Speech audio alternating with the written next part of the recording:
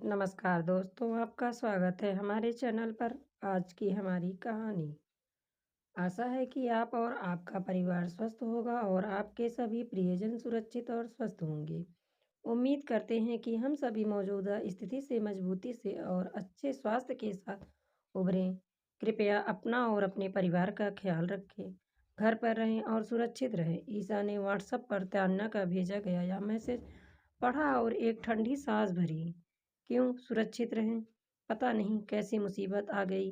कितनी अच्छी खासी लाइफ चल रही थी, कहाँ से यह कोरोना आ गया।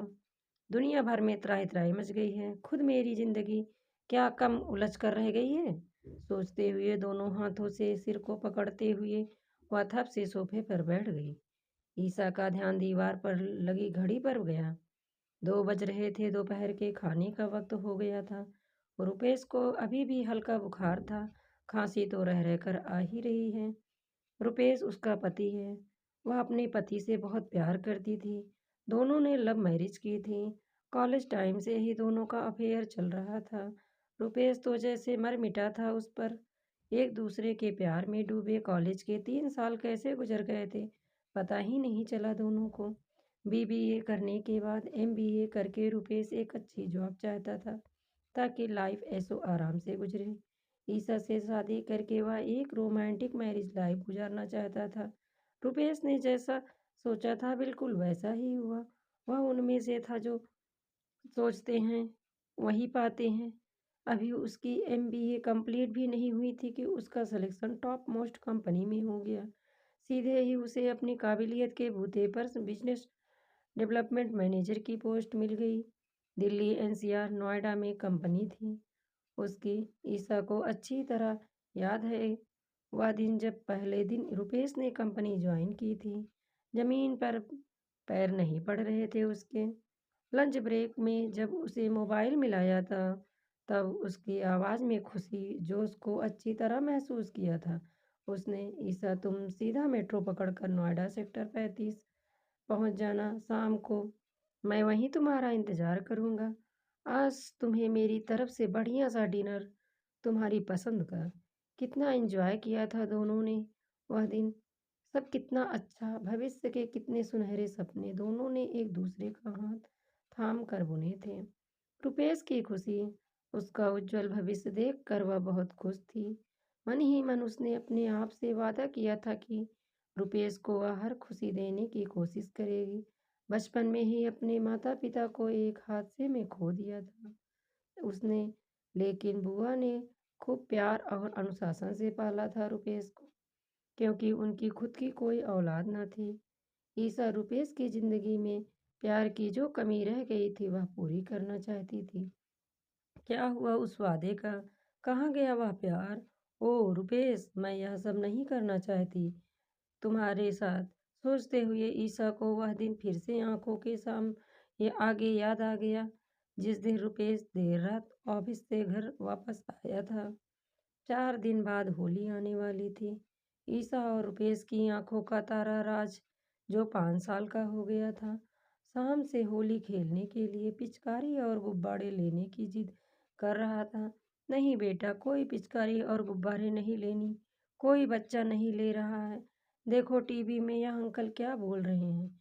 इस बार होली नहीं खेलनी है। ईसा ने राज को तो मना लिया, लेकिन उसका दिल भीतर से कहीं डर गया। टीवी के हर चैनल पर कोरोना वायरस की खबरें आ रही थीं। मानव से मानव में फैलने वाला यह वायरस चीन से फैलता हुआ पूरे विश्व में तेजी से फैल रहा है। लोगों की हालत खराब है। रुपेश रोज मेट्रो से आता जाता है। कितनी भीड़ होती है राजीव चौक मेट्रो स्टेशन पर तो कई बार इतना बुरा हाल होता है कि लोग एक दूसरे पर चढ़ रहे होते हैं। टेलीविजन पर लोगों को सावधानी बरतने के लिए बोला जा रहा है। ईसा उठी और रिमोट से टेलीविजन की वॉल्यूम कम की और झट रुपेश का मोबाइल मिलाया। कितने बजकर घर आओगे रुपेश? यार ईसा, बस एक ज़रूरी असाइनमेंट आ गया है। रात 10 बजे से पहले तो क्या ही घर पहुंचूंगा। सुनो, भीड़ भाड़ से जरा दूर ही रहना। इंटरनेट पर देख रहे हो ना, क्या मुसीबत सबके सिर पर मंडरा रही है। ईसा के जहन में चिंता की लकीरें बढ़ती जा रही थी। डोंट वरी डियर, मुझे कुछ नहीं होने वाला, बहुत मोटी चमड़ी का हूँ, तुम्हें तो पता ही है। क्यों? रुपेश ने बात को दूसरी तरफ मोड़ना चाहा। बस बस, ज़्यादा मत बोलो, जल्दी घर आने की कोशिश करो, कहकर ईसा ने मोबाइल काट दिया। लेकिन पता नहीं क्यों मन बेचैन सा था। उस रात रुपेश देर से घर आया, काफ़ी थका सा था। खाना खाकर सीधा बेडरूम में सोने चला गया। अगले दिन ईसा ने सुबह 2 कप चाय बनाई और रुपेश को नींद से जगाया। ईसा, इतनी देर से चाय क्यों लाई? ऑफिस को लेट हो जाऊंगा। रुपेश जल्दी जल्दी चाय पीने लगा। अरे अरे, आराम से, ऐसे भी क्या है? मैंने सोचा रात देर से आए हो तो जरा सोने दूं। कोई बात नहीं, थोड़ा लेट चले जाना ऑफिस। ईसा ने बोलते हुए रुपेश के गाल को हाथ लगाया। रुपेश, तुम गर्म लग रहे हो, तबीयत तो ठीक है? ईसा ने रुपेश का माथा छूते हुए कहा। यार बिल्कुल ठीक हूँ, बस थोड़ा गले में खराश सी महसूस हो रही है। चाय पी है, थोड़ा बेटर लगा है।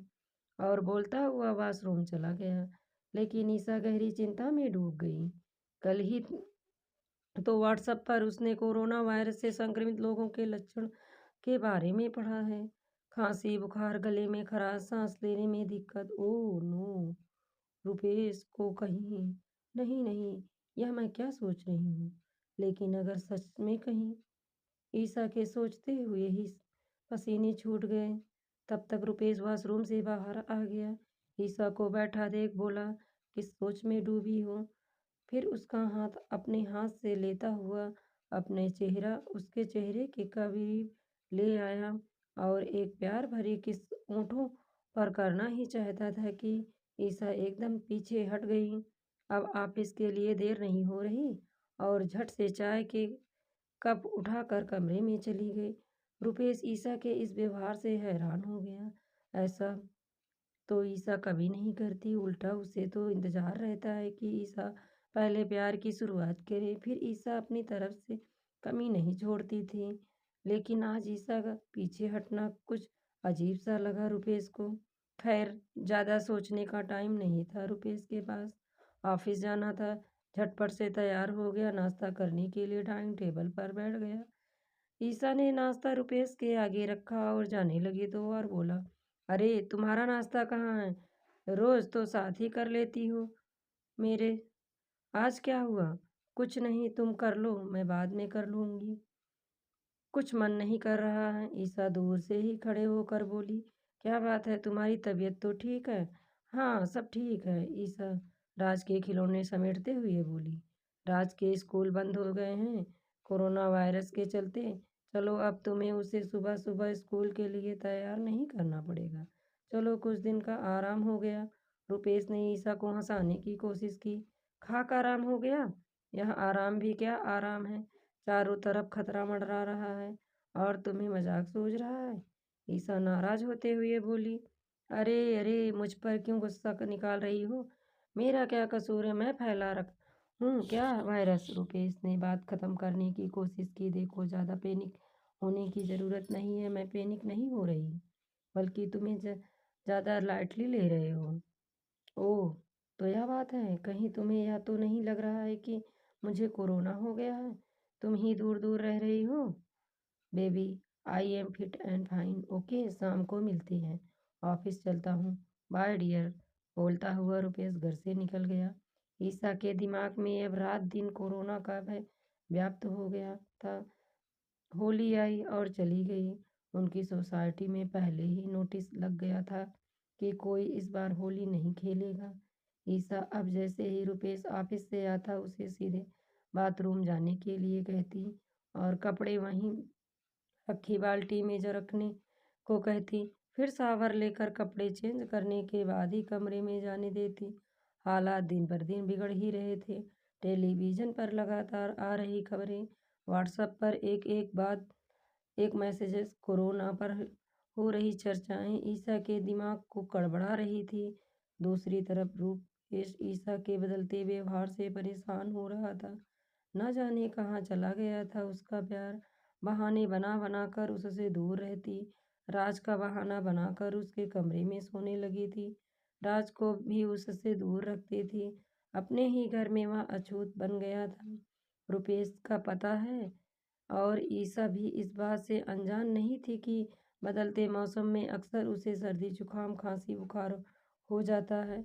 लेकिन कोरोना के लक्षण भी तो कुछ इसी तरह के हैं। ईसा पता नहीं क्यों टेलीविज़न व्हाट्सएप के मैसेज पढ़ पढ़कर उनमें इतनी उलझ गई है कि रुपेश को शक की निगाहों से देखने लगी है। आज तो हद ही हो गई। सरकार ने जनता कर्फ्यू का ऐलान कर दिया था। रुपेश को रह रहकर खांसी उठ रही थी, हल्का बुखार भी था। रुपेश का मन कर रहा था कि ईसा पहले की तरह उसके सिरहाने बैठे, उसके बालों में अपनी उँगलियां फेरे, दिल से प्यार से उसकी देखभाल करे। आधी तबीयत तो उसकी ईसा की प्यारी मुस्कान देखकर ही दूर हो जाती थी। लेकिन अचानक जैसे सब बदल गया था। ईसा न तो उसका टेस्ट करवाना चाहती है।